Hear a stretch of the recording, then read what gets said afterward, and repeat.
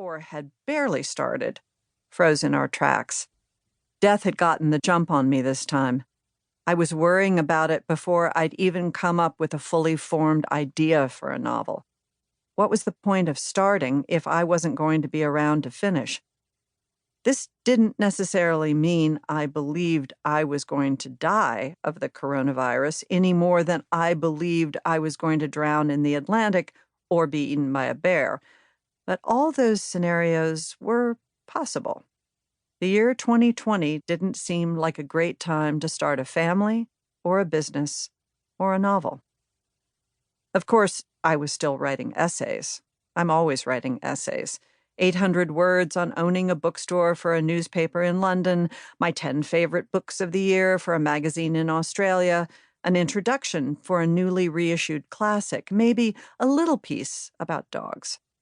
Essays never filled my days, but they reminded me that I was still a writer when I wasn't writing a novel. That was how I found my loophole. Death has no interest in essays. Why hadn't I noticed this before? When I wrote my first essay collection, This is the Story of a Happy Marriage, Death didn't even bother to rattle the windows.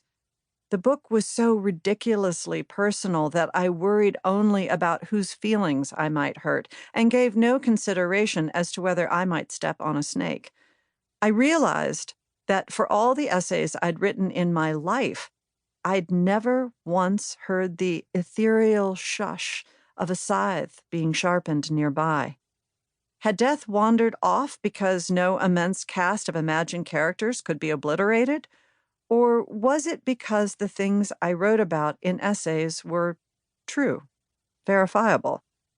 Were I to abruptly exit in the middle of writing an essay, there would be someone around who, with a certain amount of research, could bring it to conclusion. They might not write it the way I would have, but the same facts would be available to them. Or maybe the facts themselves were the problem.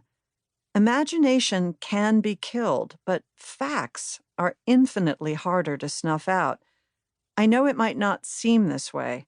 Time works tirelessly to erase facts.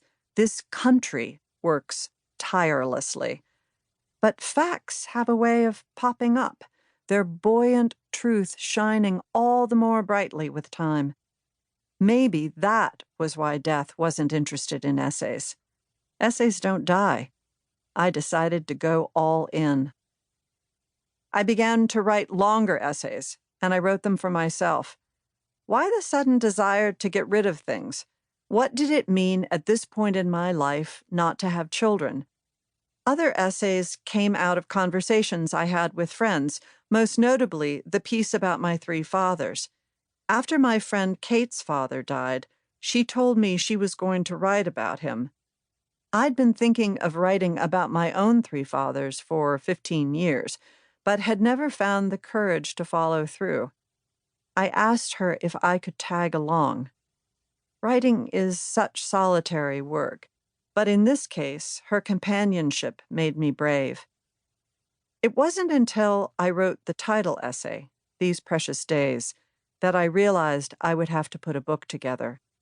That essay was so important to me that I wanted to build a solid shelter for it. I started writing more essays. I went back and looked at other pieces I'd written in the past few years. Most of them I ignored, but those that were the strongest I took apart and wrote again.